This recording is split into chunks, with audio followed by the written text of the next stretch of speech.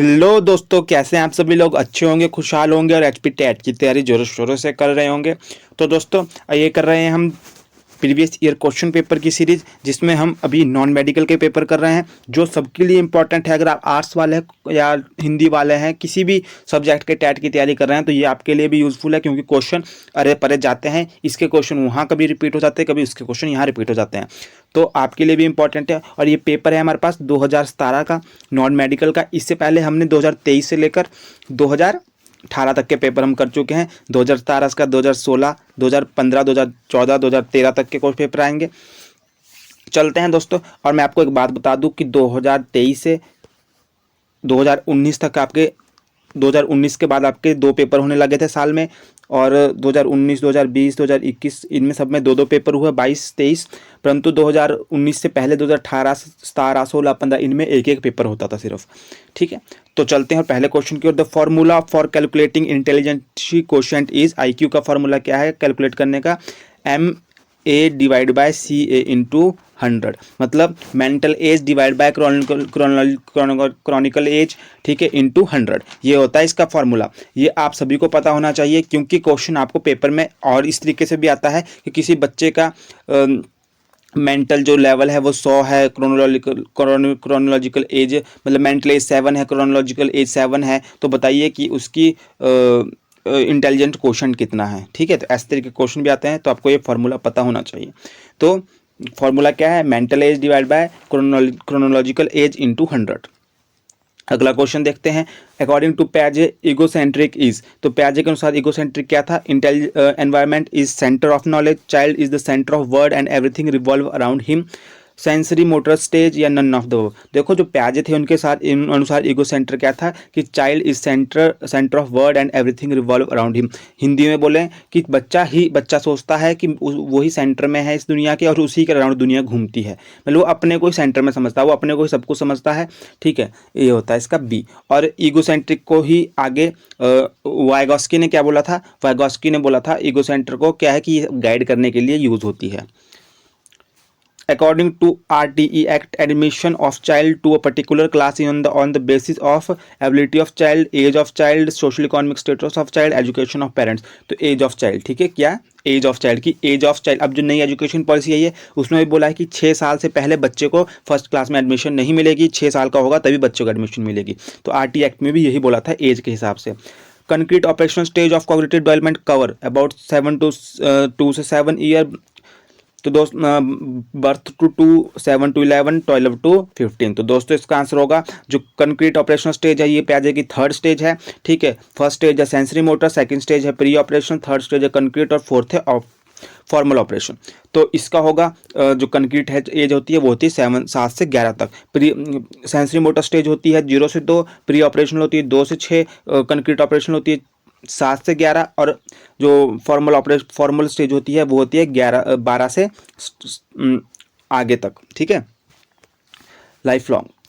Education psychology is the science of education, this definition was given by. देखो, education psychology is the science of education, this definition is given by E.A. Peel. अगला question, which of the following method help to study children with special need? Case study method, introspection method, interview method, experimental method. देखो, मैंने आपको सारे method कराए हैं। अगर आपने मेरी साइकोलॉजी वाली थ्योरी वाला पोर्शन नहीं थ्योरी वाली सीरीज नहीं देखी है तो वहाँ जाके आपको 4th या 5th वीडियो में ये मिल जाएगा, जिसमें मैंने आपको समझाए हैं। तो which of the following method help to study children with special need? तो स्पेशल नीड वाले चिल्ड्रन को केस स्टडी मेथड होता है। केस स्टडी मेथड में क्या होता है कि एक इंडिविजुअल की स्टडी की जाती है, उसका पूरा बायोडेटा, उसकी उसकी रिपोर्ट्स देखी जाती है, उसकी मेडिकल रिपोर्ट्स, उसका बचपन से स्टार्टिंग से लेकर उसकी पूरी हिस्ट्री स्टडी की जाती है, और उस पर उसका कंक्लूजन निकाला जाता है कि उसकी प्रॉब्लम क्या है। आगे चलते हैं। 7th question, who said that the mental hygiene mean investigation of the laws of mental health and taking of measure for its preservation? तो किसने बोला था? Who said that? तो देखो, पहले बहुत डेफिनेशन आती थी, अब इतनी डेफिनेशन नहीं आती, परंतु 1-2 डेफिनेशन है अब भी, जो लेटेस्ट ट्रेंड है उसमें भी आती है।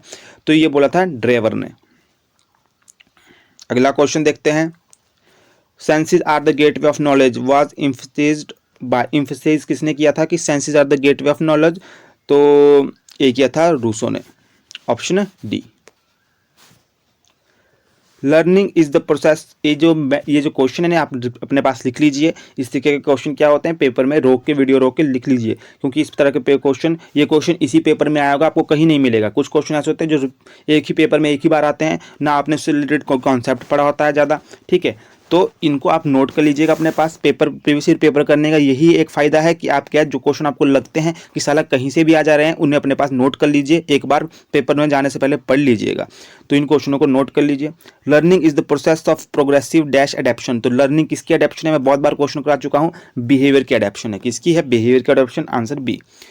The first psychological laboratory was established by, किसके द्वारा की गई थी, गैल्टन, कैटल, वुडंट। वुडंट के द्वारा की गई थी। कहाँ पे की गई थी, या इसका आंसर आप देंगे। की गई, कहाँ की गई थी, मैंने ये भी कराया है, ठीक है। तो कहाँ की गई थी, ये आप आंसर देंगे। और इंडिया में कहाँ की गई थी, इंडिया में पहली बार जो लेबोरेटरी थी वो कहाँ इस्टेब्लिश की गई थी और किसके द्वारा की गई थी, इसका आंसर आप दोगे। क्वेश्चन नंबर 10 लिख के इन तीनों का आंसर दोगे। Children who mental age is lower than their chronological age is are called. देखो मेंटल एज, मैंने आपको फॉर्मूला बताया अभी पीछे, देखो इससे ही रिलेटेड आ गया, mental age divide by chronological age. तो ये बोल रहे हैं कि children whose mental age is lower than chronological age. अगर मेंटल एज मान लो 10 है, क्रोनोलॉजिकल एज 7 है, इंटू 100, तो बताओ कि वो चिल्ड्रन क्या है, रिटार्डेड चिल्ड्रन है। कैसा चिल्ड्रन है, रिटार्डेड चिल्ड्रन है, ठीक है, जिसकी मेंटल एज और जिसकी क्या है, मेंटल एज लोअर है और chronological age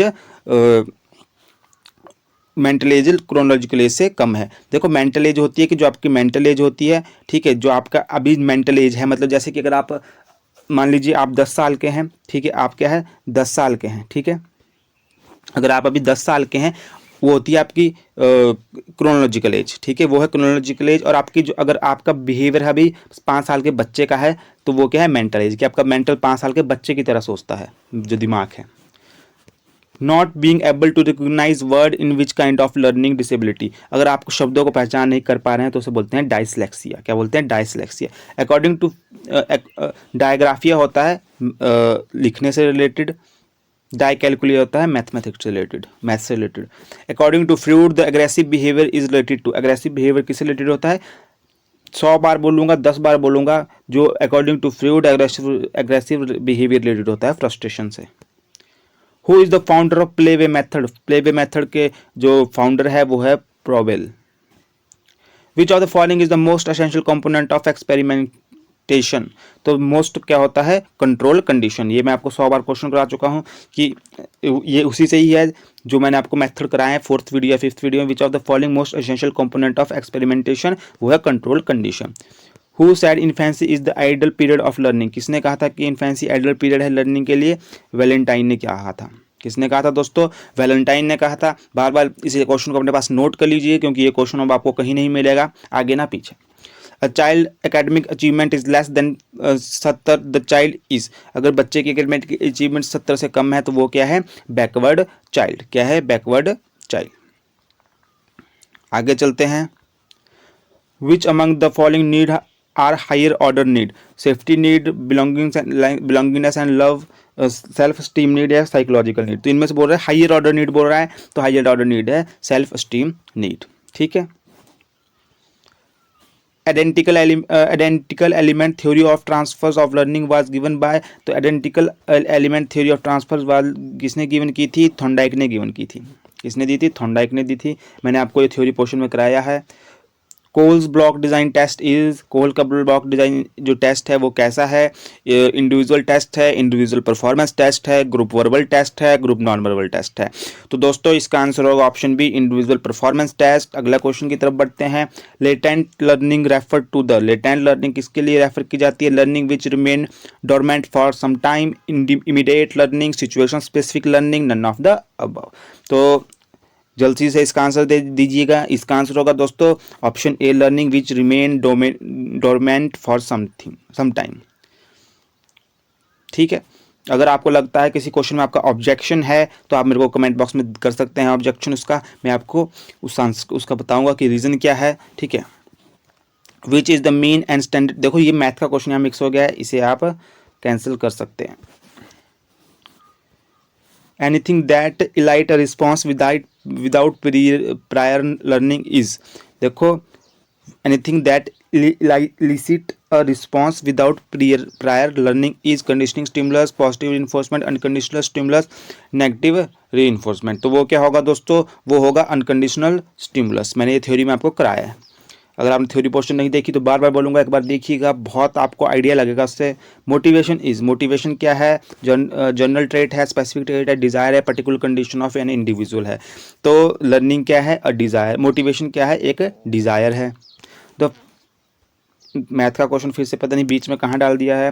verbal guidance is least effective in learning attitude, concept and fact, interest and skills. तो verbal guidance least effective in teaching है किसमें, एटीट्यूड में, कॉन्सेप्ट एंड फैक्ट्स में, इंटरेस्ट में या स्किल में। तो इसका आंसर होगा दोस्तों डी, स्किल्स में। किस में होगा, स्किल में।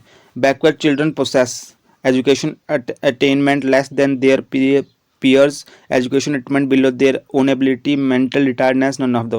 तो बैकवर्ड चिल्ड्रन होता है वो क्या पोजेस करता है, education attainment less than their peers, education attainment below their own ability, mental retardness, none of the. इसका आंसर आप खुद भी दे सकते हैं दोस्तों। इसका आंसर होगा ऑप्शन बी, कि अटेन उसकी जो अपनी एबिलिटी होती है उससे भी कम वो क्या करता है, एजुकेशन अटेनमेंट करता है। ठीक है। Standard progressive matrices by J C Raven is use for by measure, किसके लिए मेजर की जाती है दोस्तों, नॉन वर्बल इंटेलिजेंसी। ठीक है। उसके बाद क्वेश्चन देखते हैं अगला, विच of the following is the correct sequence of motivation. कौन सा करेक्ट सीक्वेंस है मोटिवेशन के लिए, मोटिवेशन साइकिल के लिए। Drive, need, incentive, need, drive, incentive, incentive, need, drive, drive, incentive, need. तो इसका आंसर होगा दोस्तों, क्वेश्चन नंबर 29 है, इसका आंसर होगा बी, पहले नीड आएगी तब ड्राइव आएगी। ठीक है। तो option B. CCE stand for, CC stand किसके लिए करता है, कंटिन्यूस एंड कॉम्प्रिहेंसिव इवोल्यूशन। तो इसका होगा 30 का क्वेश्चन नंबर डी। तो दोस्तों कैसी लगी आपको ये वीडियो, अच्छी लगी तो लाइक कीजिए, शेयर कीजिए, सब्सक्राइब कीजिए। ऐसी ही अच्छी वीडियो के लिए आपके लिए सारी लाइक और शेयर ठोक दीजिए, महाकाल का दबा के लाइक और शेयर ठोक दीजिए, 5000 लौटे।